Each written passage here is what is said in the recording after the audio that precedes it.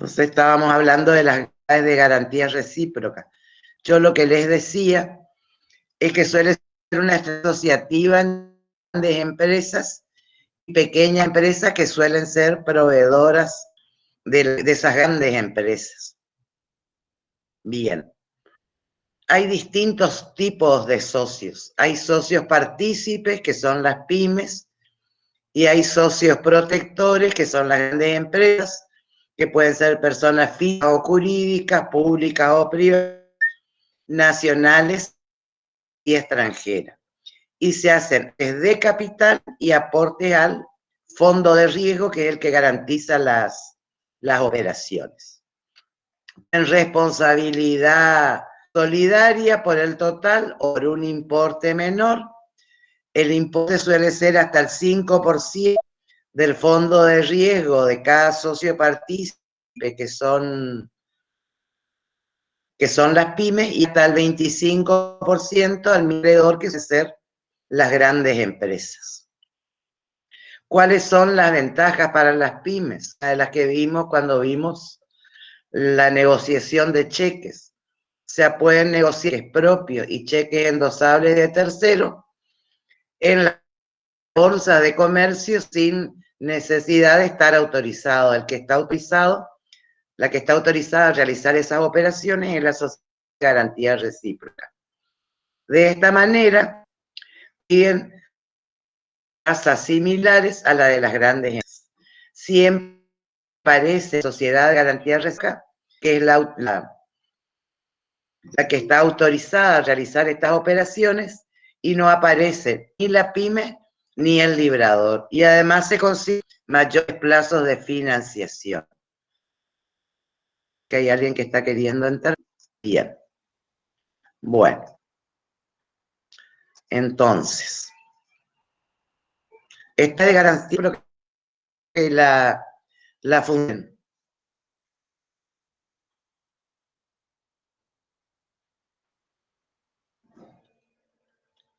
¿Estamos, Antonella? Profe, como que se escucha cortado. Bueno, ¿sabés qué vamos a hacer?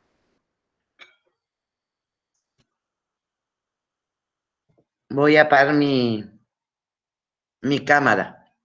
¿Desde Bueno, dónde se ha profe, escuchado, Antonella?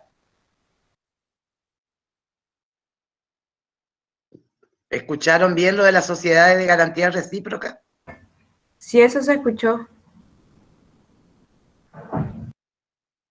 Bueno, ¿alguna duda con esto? Si no, pasamos a los fideicomisos. ¿Pasamos, profe? Bueno, los fideicomisos financieros. El fideicomiso financiero es una forma de obtener financiación, sepa del patrimonio de la empresa, un número determinado de activos con cuyo rendimiento se atenderá el servicio financiero de los valores negociables emitidos. Estos activos financieros, a su vez, son la garantía básica del cumplimiento de obligaciones de pago asumidas. ¿Con qué se suele hacer fideicomisos financieros? Con créditos, por ejemplo, las empresas, las concesionarias de auto, las casas de electrodomésticos, suelen realizar este tipo de operaciones. Se las separan esos créditos, patrimonio, y los flujos de fondos que generan son los que, la garantía del cumplimiento de las obligaciones. Los bienes emitidos pueden ser cualquier derecho o cosa que pertenezca a la empresa, siempre que sea transferible. También se habla de titulización de activos, o sea, convertir activos en títulos. Por ejemplo, como yo les comentaba, los flujos de fondos de las cuentas por cobrar, que pueden ser facturas, pueden ser cheques, pueden ser cobranzas, pueden ser cupones de tarjeta de crédito, pueden ser recaudaciones o pueden ser cuotas de préstamos. ¿Cuáles son los objetivos?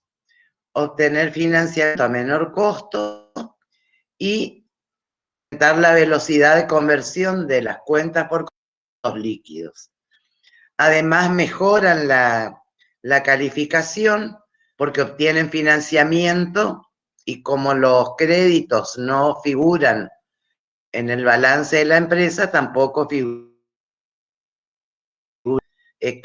capital deuda y mejora la relación rentabilidad sobre los activos al ser los activos menores. Bueno, ¿quiénes son las personas que intervienen? El fiduciario es el que transmite sus flujos de fondos, la empresa que transfiere sus cuentas por cobrar. El fiduciario, que es el que emite los certificados de participación o de deuda respaldados por los bienes fideicomitidos. Y finalmente el beneficiario, que es el inversor que compra esos títulos o esos certificados de participación en el fideicomiso. Puede haber un instructor, que puede ser un banco, que las proyecciones financieras del negocio, diseña los títulos y hace un estudio del mercado de inversores. Puede haber un administrador, o suele haber un administrador, mejor dicho, que es el encargado de manejo y cobranza de la cartera, y un colocador, que es el que se encarga de colocar el fideicomiso en el mercado. Fíjense, acá está gráficamente, esta es un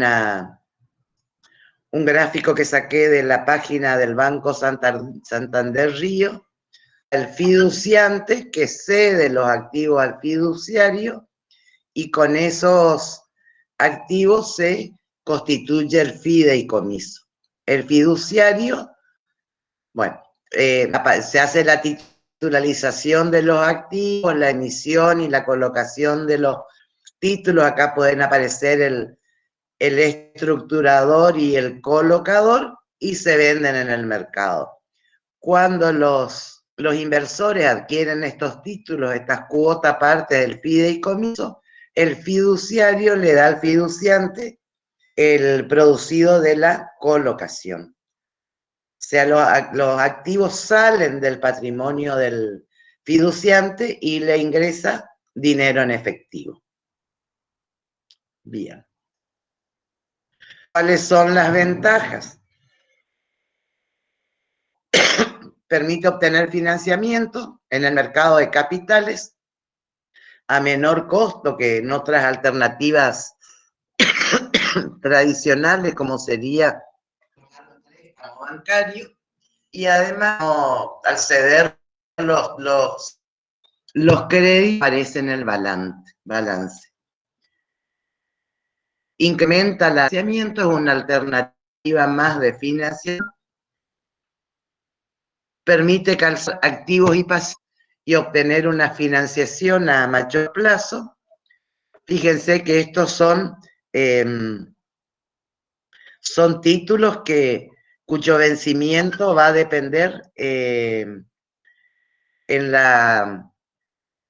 cuyo vencimiento va a depender del flujo de esos créditos. O sea, uno va a hacer coincidir los pagos con los vencimientos, los créditos que cede al fideicomiso y transforma activos ilíquidos en activos líquidos. Bien. ¿Qué otras ventajas tiene? Los bienes cedidos quedan exentos de la acción de los acreedores porque pertenecen al patrimonio de la empresa. La empresa y su balance son independientes del instrumento porque los bienes ya pertenecen al fideicomiso. Y la evaluación crediticia que se realiza para emitir este fideicomiso se realiza sobre el negocio, o sea, sobre los bienes transferidos y no sobre la empresa. Buenos negocios proyectados, tiene dificultades financieras, es una forma de obtener financiamiento que no obtendría en los bancos, por ejemplo. Bien. ¿Vamos bien? Sí, profe. Bueno, vamos al último puntito. Derivados, no, nos queda uno más, perdón. Derivados, cobertura y gestión de riesgo. ¿Qué son los de? Son operaciones o entre partes. Acuérdense que estos son todos operaciones del mercado de capitales que asumen derechos y obligaciones económicas a una fecha futura. Se llaman derivados. El valor se basa en el precio activo, o sea, son productos financieros que derivan del precio de otro activo. Este activo se llama subyacente y si lo que es de esta negociación entre partes es un instrumento o son variables financieras de fondos, se habla de derivados financieros. Y si son activos vinculados a la economía real, se habla de derivados no financieros. Bien. Profe, ¿puede repetir los derivados En los financieros otra vez? sí.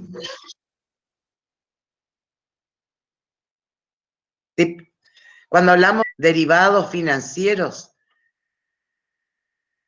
estamos a operación se va a basar en variables financieras, que ya vamos a ver cuáles son. Siempre hacen referencia a flujos de fondos. Bien, entonces tenemos en los derivados financieros cuál sería el activo subyacente, qué es lo que se negocia. Se negocian precios de acciones, de bonos, cotización de monedas o divisas, índices bursátiles o tasas de interés. Estos serían, o sea, los flujos de fondos generados por estos u operaciones realizadas con este tipo de bienes. Y si son no financieros, el activo subyacente puede ser precioso, pueden ser, ustedes escucharán o leerán en las noticias el precio a futuro de la soja en Chicago, por ejemplo, o del algodón. O pueden ser productos energéticos como el petróleo o el gas. Ese es el activo subyacente de estos derivados. Operan en mercados a plazo, o sea, siempre hay un plazo de realización de la operación. Las condiciones de compra-venta se convienen al concretación y la liquidez realiza futura predeterminada. Ya vamos a ir bien, vamos a ver cómo funcionan. ¿Qué es lo que se negocia? ¿Cuáles son las características? Se negocia ante la posibilidad de un cambio de valor, que sería el cambio del precio subyacente, de una acción, de cereales, del oro, de una obligación. Requiere una inversión inicial muy pequeña o nula, se liquida a fecha futura y puede cotizarse en mercados organizados, como las bolsas, o sea, en el mercado de capitales o en mercados no organizados. Acuérdense, cuando las operacionalizan en las bolsas, hay garantía del cumplimiento de la obligación.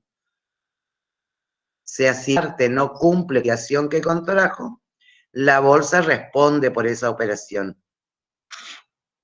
Cosa que no sucede en los mercados no organizados. Bueno, ¿cuáles partes que intervienen? Por un lado están los que buscan cobertura, que se los llama hedge, y los que enfrentan el riesgo para tener una ganancia rápida, o sea, los que asumen el riesgo de una variación en los precios.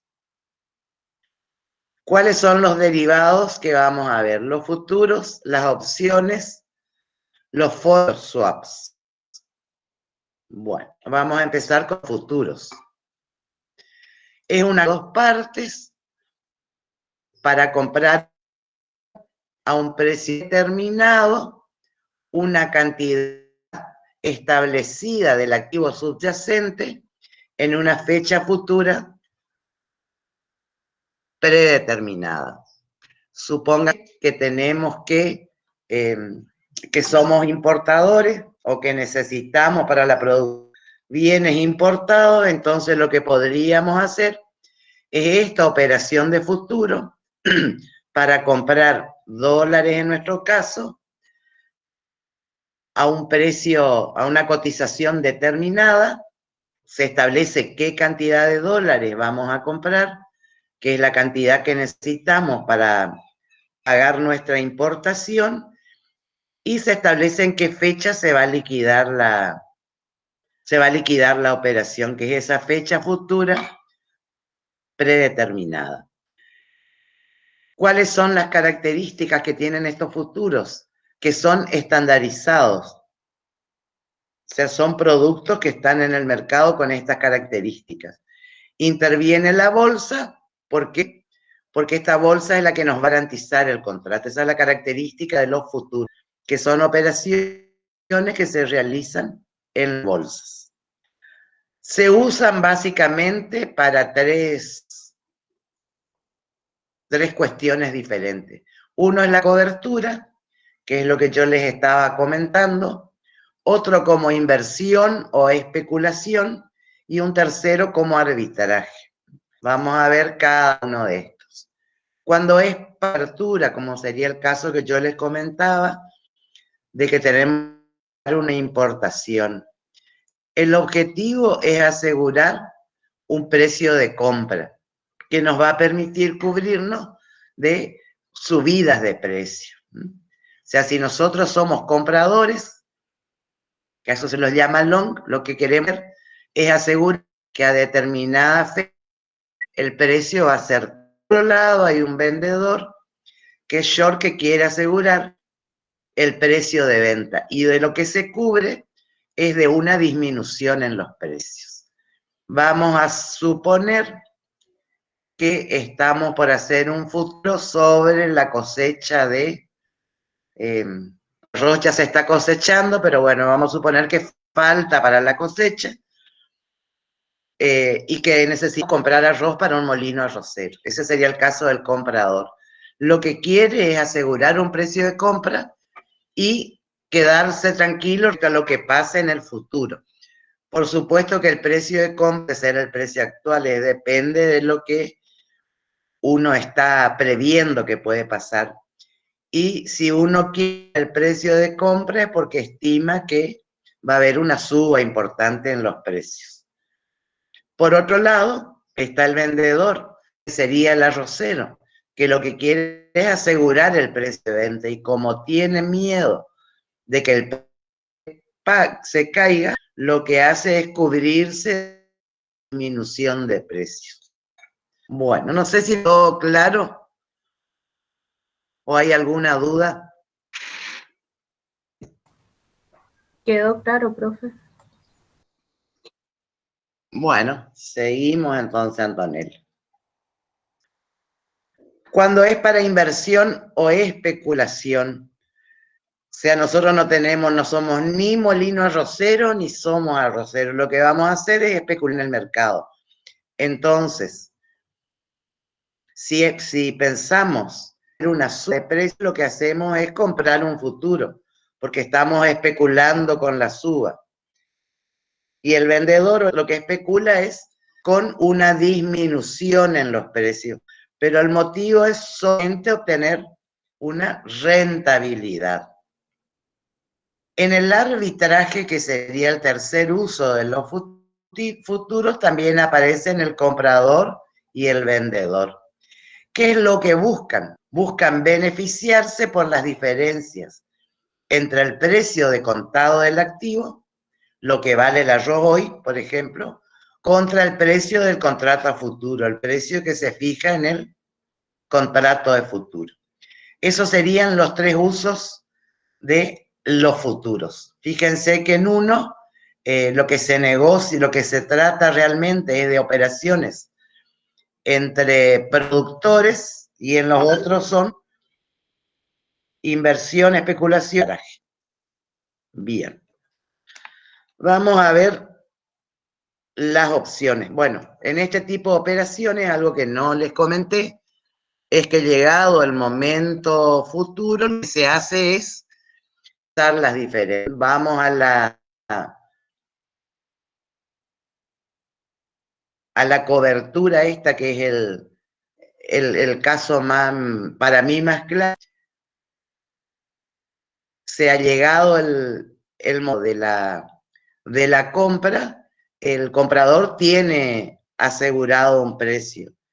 Si el precio es lo mismo, tiene que comprar al precio que pactó. Y el vendedor lo que asegura es un precio de venta. Y si el precio en contra de la llega a subir, lo mismo tiene que realizar esa venta. O sea, entregar la cantidad establecida del bien a los precios estipulados. Bien.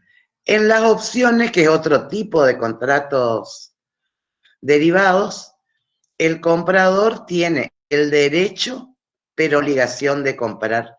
Por eso hablamos de opción. En este caso sería opción de compra, o si es de vender, sería opción de venta. Una cantidad especificada del activo subyacente a un precio determinado hasta el vencimiento. ¿Cuál es la diferencia con los futuros? Que en la obligación de compra uno contrata este tipo de operaciones porque piensa que los precios van a subir. Si el precio llega a bajar, no se hace uso de la opción, cosa que sucede en los futuros. Sí o sí hay que comprar la cantidad especial al precio especificado. Y lo mismo pasa con la venta. O sea, uno vende porque en los uno compra un futuro de venderle viene determinado precio, porque el precio puede bajar. Pero en el futuro, el vencimiento de la operación, aunque el precio baje, hay que comprar el pactado. En cambio acá tiene el derecho a comprar, pero no tiene la obligación. Si el precio llega a subir, puede no hacer uso de esa opción y vender al precio de mercado en ese momento. Bien. Todos tienen que tener, por supuesto, este precio determinado y las operaciones se liquidan al vencimiento. Las opciones call son aquellas que otorgan el derecho, pero no la obligación de comprar. Y las put son las que otorgan el derecho, pero no la obligación de vender. Bien. Hay dos tipos de contratos de opciones: las opciones americanas, donde la opción de compra o de venta se puede ejercer en cualquier momento y hasta la fecha de vencimiento del contrato. Y las opciones europeas, que era el caso que yo les comentaba, que el derecho puede ser ejercido solo el día del vencimiento del contrato. Bueno. Vamos a otro tipo de derivado, que son los forward. Estos son contratos privados, quiere decir que acá no intervienen las bolsas, no interviene el mercado de capitales como institución. Se intercambian activos, igual que en los casos anteriores, en un momento futuro y a un cierto precio. ¿Cuáles son los derechos? El del comprador al recibir el activo en este momento futuro y el del vendedor al recibir el precio acordado en dicho momento futuro. ¿Cuáles son las obligaciones? Las del comprador, entregar el precio acordado, y las del vendedor, entregar el activo. Bien. Al momento de realización del contrato, los derechos y las obligaciones son iguales. ¿Quiénes son los que intervienen en este tipo de operaciones que, como les decía, no se hacen en el mercado de capitales? Instituciones financieras o instituciones financieras y sus clientes. Los forward no son productos estandarizados, se realizan medidas, o sea, de acuerdo a las necesidades de las instituciones o de los clientes, y no intervienen las bolsas. Bueno, a ver otro tipo de operación, que son los swaps, que están contratos privados, y acá lo que se intercambian son flujos de fondos en un momento futuro, de acuerdo con una fórmula predeterminada, o sea, según lo establecido en el contrato. Estos, al ser contratos privados, tampoco se realizan en el mercado de capitales, sino entre partes en forma privada. Bueno, también son a medida y hay distintos tipos de swap. Tenemos los swaps de tasas de interés, donde se intercambia un flujo de interés a tasa fija por la variable. Acá se intereses, no el capital. Bueno, fíjense cómo funciona esto. Hay una empresa que necesita un préstamo. O sea, toma ese préstamo en el banco A. El banco A establece una tasa de referencia, que es la tasa variable, que podría ser el UVA, por ejemplo, que se actualiza en determinado periodo, anualmente, trimestralmente, semestralmente. Y sobre esa tasa de referencia, el banco da un interés del 2,5%. O sea, este préstamo, la tasa variable. Entonces, ¿qué hace la empresa? Un swap de tasa con el banco B, dándole un 2% sobre el saldo adeudado. Esto funciona con cobertura. ¿Qué es por qué paga este 2%? Para cubrirse de las variaciones en esta tasa de referencia que podrían ser los UVA. Entonces, en lo que le está comprando el banco, UVAs, el banco, y con eso cancela su deuda. El verdadero costo de la operación es la tasa fija del préstamo más la tasa que por esa cobertura. Y es referencia que podría ser el UVA o la de cualquier mercado, y se compensa, digamos. Entonces el costo de la operación total es del 4,5%. No sé si está claro.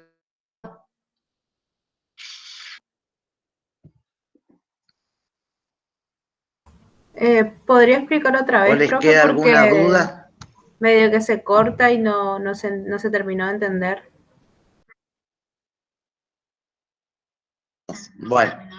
Bueno, hay una empresa que necesita un préstamo. Le pide ese préstamo al banco A. El banco A, vamos a suponer, está a UVA más 2,5, ¿está? Y que esa tasa se va a ir ajustando, por ejemplo, semestralmente. Entonces, ¿cuál es el riesgo que tiene esta empresa? El riesgo es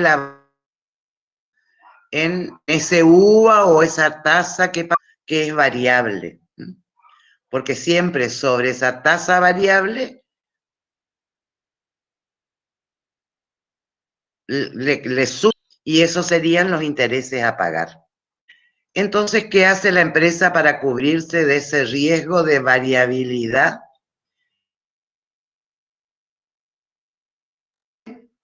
Un swap de tasa de interés. Entonces, ese banco le va a ir dando el dinero suficiente para cubrir la parte variable de esa tasa de interés, UVA o cualquier tasa internacional. Entonces, él elimina el riesgo, porque el dinero que le da, no importa la variación que haya, el dinero que le da el banco B, le pasa al banco A. Pero para cubrirse de variabilidad en esa tasa de referencia, le tiene que pagar al banco B un sobre los del préstamo que tomó del préstamo que tomó en el banco A. Entonces, su verdadero costo ya no es la tasa de referencia más el 2,5, sino que es el 2 préstamo, la parte fija de la tasa, más lo que paga por altura, un 4,5. Y así se cubre de este riesgo de tasa variable, digamos. ¿Ahora sí? Ahora sí, profe. Bueno, vamos a ver el otro tipo de swaps, que es el swap de monedas de divisas. Acá lo que se hace es intercambiar flujos monetarios en diferentes divisas sobre un mismo capital y con tasas de interés establecidas. Vamos a ver cómo funciona. El objetivo del préstamo es obtener un préstamo con una tasa más baja y además fijar un tipo de cambio concreto por adelanto para pagar deuda, que acá incluye capital. Entonces vamos a suponer que una empresa argentina quiere realizar una inversión en el exterior. La empresa argentina le puede pedir, y para eso necesita un préstamo, le puede pedir un préstamo a un banco del exterior. Como la empresa no es local y no la conoce lo suficiente, le va a cobrar una tasa de interés mucho más alta que la que le daría un banco local prestando moneda local. Pero una empresa que va a Estados Unidos le va a tomar crédito, un préstamo en su banco que pedirle ese préstamo a un banco de Estados Unidos. Del otro, hay una empresa del exterior que quiere realizar de Estados Unidos, por ejemplo, que quiere una inversión en Argentina. Ella le podría pedir a su banco de Estados Unidos un préstamo y la tasa que va a cobrar va a ser mucho menor que si esta empresa del exterior le pide a un banco argentino, porque el banco argentino no lo conoce. Entonces a las dos conviene es pedirle dinero a su banco.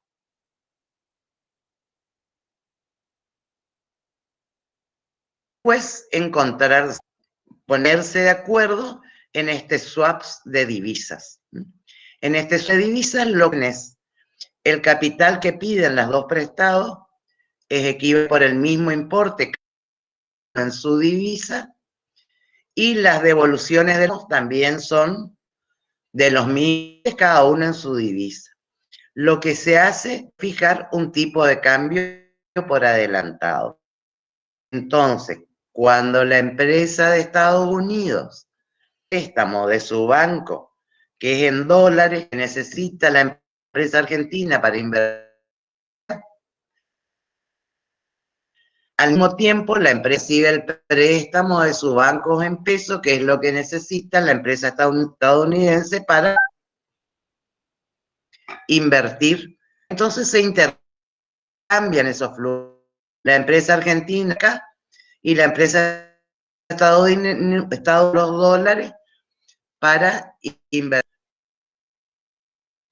en Estados Unidos. Y todas las cuotas que se van pagando, sea la empresa del exterior, va pagando las cuotas en dólares que son equivalentes a las que pasa local argentina.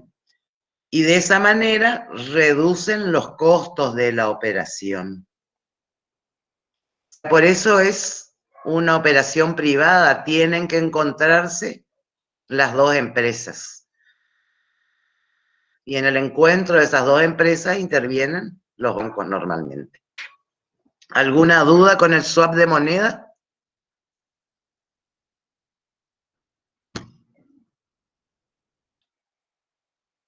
No, profe. Muy bien. Bueno, y acá hay un cuadrito resumen que les hice para que vean las diferencias. Los forward son extra bursátiles y son a medida. No están garantizados, o sea, la garantía la tienen que ofrecer las partes. El futuro se utiliza en el mercado de capitales y es estandarizado, garantizado por bolsas. Las opciones pueden ser bursátil o extra bursátil, generalmente son estandarizadas y tienen garantía de operaciones que se realizan en la bolsa, y los swaps son extra bursátil y a medida, y no hay garantía de las operaciones. O sea, en este tipo de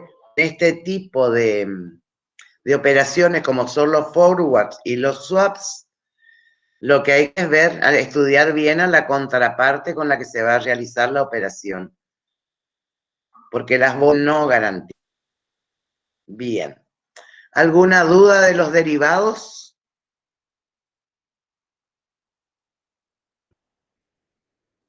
No, profe. Muy bien, vamos al último, pues yo creo que de estas cosas ya hablamos. De la global mercado financiero y mercados de capitales. Bueno. En estos mercados financieros, las operaciones que se realizan son operaciones sobre activos financieros. Tenemos el mercado nacional, el mercado doméstico y el mercado externo. Y los mercados internacionales. En cualquiera de estos mercados se realizan estas operaciones. Favoreció o que favorece la globalización. Por un lado, la desregulación, o sea, y esa desregulación referida a la posibilidad de transferir capitales de un país a otro. La otra cuestión son los avances tecnológicos. O sea, sin todo el avance que tuvimos con la aparición de Internet, esta globalización no sería posible. Y por otro lado, la institucionalización, o sea, los grandes fondos de inversión en el mundo y que van invirtiendo en los diferentes mercados según la rentabilidad que ofrezca cada uno. ¿Cuáles son las barreras a la globalización? ¿Qué es lo que impide que los mercados sean globalizados? Bueno, algo que a nosotros nos pasa, que es la macroeconómica y política. ¿Y eso cómo nos afecta? Tenemos bajas calificaciones de crédito, o sea, los activos financieros que se negocian en la Argentina, sea el Banco Morgan de Estados Unidos, por ejemplo, el que se encarga, es una entidad muy prestigiosa en cuanto a calificaciones de crédito, y es el que hace las calificaciones de los activos financieros de muchos países del mundo. Y al tener bajas calificaciones de crédito, hace que seamos más riesgosos y que aumente el rendimiento requerido, y eso para aquellos fondos que se animen a correr esos riesgos. Otra de las cuestiones es la inflación o variable, que también tenemos, y otra de las cuestiones, roles del tipo de cambio. O sea, nosotros tenemos en este momento, una de nuestras características es la inestabilidad macroeconómica y política. En este momento, estas tres cosas se están presentando al mismo tiempo. Y eso sin un impedimento para la globalización. Por otro lado, el poco marco regulatorio, las regulaciones de funcionamiento de las bolsas y de los mercados, o sea que eso hace alencia de los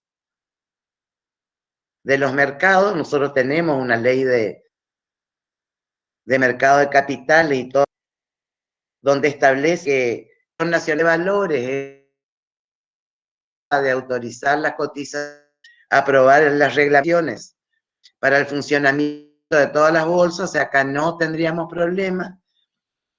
Hay regulaciones de información contable de las empresas, que son las resoluciones que sacan. Y también hay una protección, sobre todo a los pequeños inversores del mercado de capitales. Recuerdan que habíamos hablado de algunas operaciones que solo pueden realizar los inversores calificados.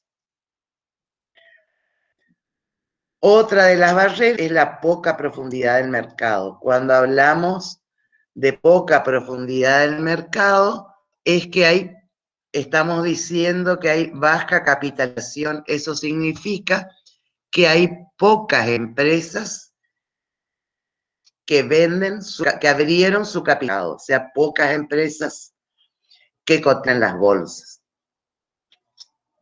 Hay sectores muy importantes de la economía que no están representados, o sea, que no participan en el mercado de capitales. Otra de las cuestiones es la poca presencia de fondos de inversión en títulos del país, o sea, fondos de inversión de otros países que no vienen a invertir a la Argentina por el riesgo que representan. No hay inexistencia de títulos que coticen en varios países, o sea, si existen o no en los mercados de capitales más importantes del mundo, de varias empresas del país. Y estas son barreras que si desaparecieran o se fueran disminuyendo, mejorarían la... Bien, con esto terminamos.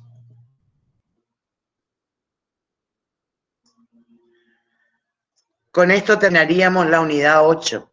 Yo lo que les diría es que quedemos acá, porque vamos bien con el cronograma. Voy a detenerla. Vamos bien con el cronograma y no tiene sentido que nos adelantando. Vamos a terminar de acuerdo a lo previsto, a lo mejor un poquito antes de lo previsto. Así que si les parece, quedan liberados. Yo ya les voy a subir esta presentación al aula virtual. Cuando me llegue la grabación, subo a la nube. Está, ¿Les profe, parece? entonces. Sí. Así ya vamos repasando. Bueno, ¿tienen alguna duda de lo que vimos? Exacto, exacto. A mí no me quedó ninguna Así duda. es. Son ¿Alguna temas duda, bastante, alguna pregunta? que se entienden, sería. Conocidos por ustedes. Sí. Capaz Bueno, las dudas surgen y después en la clase de bueno. repaso vamos viendo. Estamos entonces. Totalmente, totalmente. Vamos a tratar de que vamos a tener clase de repaso, no hay problema. Bueno, profe, Bueno, entonces, ¿cuándo tenemos buen fin de clases? semana. ¿El viernes tenemos clases, profe? No, vamos a tener clase, porque no nos hace falta.